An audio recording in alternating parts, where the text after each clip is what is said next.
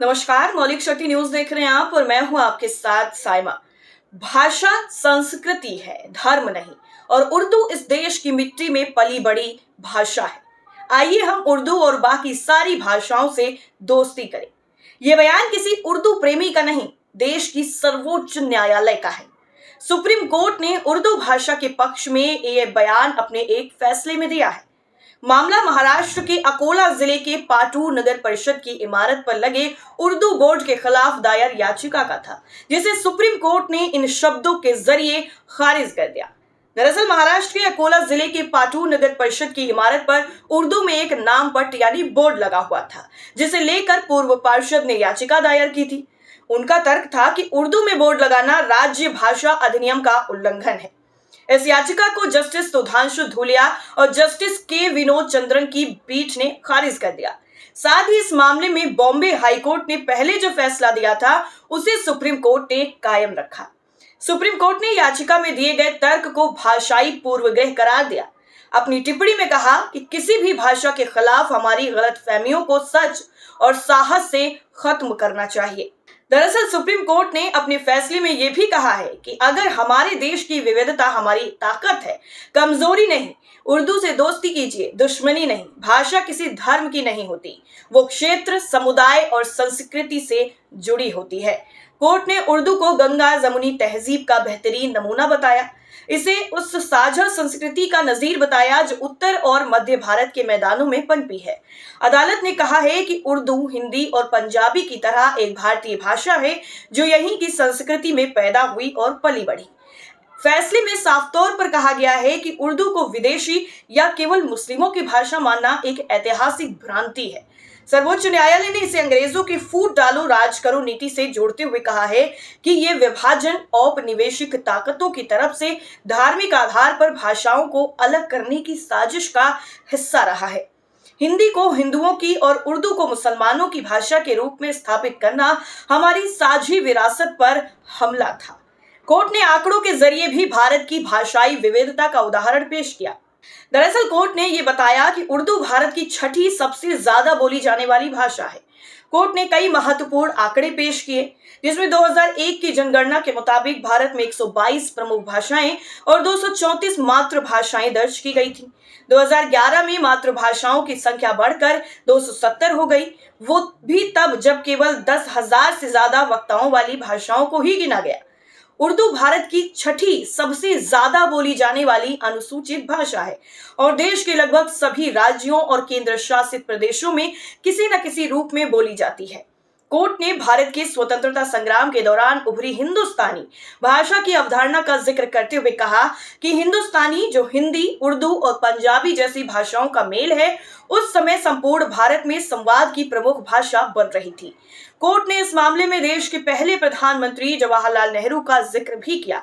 Court ने यह बताया कि नेहरू हिंदुस्तानी को अखिल भारतीय संपर्क भाषा के रूप में अपनाने के पक्षधर थे। इसके साथ वो अमुक प्रदेश की भाषाओं को भी बराबर दर्जा दिलवाने के पक्षधर थे। हाल ही के दिनों में लगातार बार बार हिंदी बनाम उर्दू का मामला उछला है और पिछले दिनों उत्तर प्रदेश के मुख्यमंत्री योगी आदित्यनाथ ने विधानसभा में उर्दू के खिलाफ भाषण भी दिया था। उर्दू को हिंदी के खिलाफ तौलने पर भी कोर्ट ने टिप्पणी की। सुप्रीम कोर्ट ने कहा है कि भारतीय संविधान के अनुच्छेद 343 के तहत भले ही हिंदी को राजभाषा घोषित किया गया हो, लेकिन इसका मतलब ये नहीं है कि उर्दू या हिंदुस्तानी का अस्तित्व समाप्त हो गया। संविधान के निर्माताओं की मंशा कभी ये नहीं थी कि उर्दू जैसी भाषाओं को हाशिए पर धकेला जाए।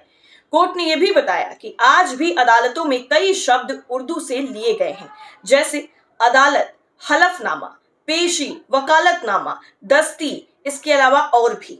सुप्रीम कोर्ट और हाई कोर्ट में भले ही अंग्रेजी को आधिकारिक भाषा माना गया है, परंतु उर्दू के शब्द अब भी न्यायिक व्यवहार में जीवित हैं।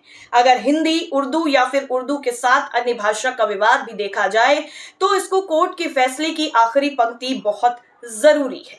कोर्ट ने उर्दू की आलोचना पर साफ साफ कह दिया है कि जब हम उर्दू की आलोचना करते हैं तो हम हिंदी की भी आलोचना करते हैं, क्योंकि भाषाविदों और साहित्यिक विद्वानों के मुताबिक हिंदी और उर्दू दो अलग भाषाएं नहीं बल्कि एक ही भाषा है।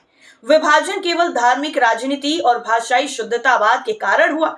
पाटूर नगर परिषद को लेकर भी अपनी बात रखते हुए जस्टिस धूलिया और के विनोद चंद्रन की पीठ ने कहा है कि पाटूर नगर परिषद का उद्देश्य स्थानीय लोगों की सेवा और संवाद है। अगर किसी इलाके में उर्दू भाषी लोग रहते हैं तो उनके लिए उर्दू में जानकारी देना पूरी तरह जायज और आवश्यक है। वहीं दूसरी तरफ इस फैसले के आने के बाद सोशल मीडिया पर जमकर इस फैसले का स्वागत हो रहा है। जी हां, वरिष्ठ पत्रकार ओम थानवी ने इसे जरूरी और वाजिब फैसला बताते हुए अपने सोशल मीडिया पोस्ट पर लिखा है कि उर्दू में हिंदी के ही क्रियापद हैं, वही वाक्य विन्यास है। इन्हीं को लेकर उर्दू भारत में जन्मी और पनपी। हिंदी में सैकड़ों शब्द उर्दू के हैं, इससे हिंदी बोलचाल की सहज भाषा बनकर संपर्क भाषा बनने निकली। उर्दू हिंदी की दोस्ती का लाभ हिंदी को बहुत मिला है। वहीं जाने माने पत्रकार उर्मिलेश ने अपने सोशल मीडिया पोस्ट में इसे भारत के विविधतापूर्ण सौंदर्य की जीत बताया। उन्होंने कहा है कि ये एक महान फैसला है। निजी तौर पर मुझे भी बहुत अच्छा लगा। इतना शानदार जजमेंट लिखने वाले जस्टिस धूलिया हमारे पहले विश्वविद्यालय यूनिवर्सिटी ऑफ इलाहाबाद से हैं। उर्दू और हिंदी के दो महान रचनाकारों रघुपति सहाय फिराक और महादेवी वर्मा के इलाहाबाद से। इसके अलावा भी कई सोशल मीडिया यूजर्स ने इस फैसले का स्वागत किया है। कई लोगों ने इसे उर्दू का विरोध करने वालों पर झन्नाटेदार चाटा भी कहा है। अभी हाल ही में आपने देखा होगा कि उर्दू को लेकर कई तरीके के विवाद सामने आए हैं, जिसमें उर्दू की काफी ज्यादा आलोचना की गई और इसे खत्म करने की भी बात कहीं न कहीं सामने देखने को मिली है।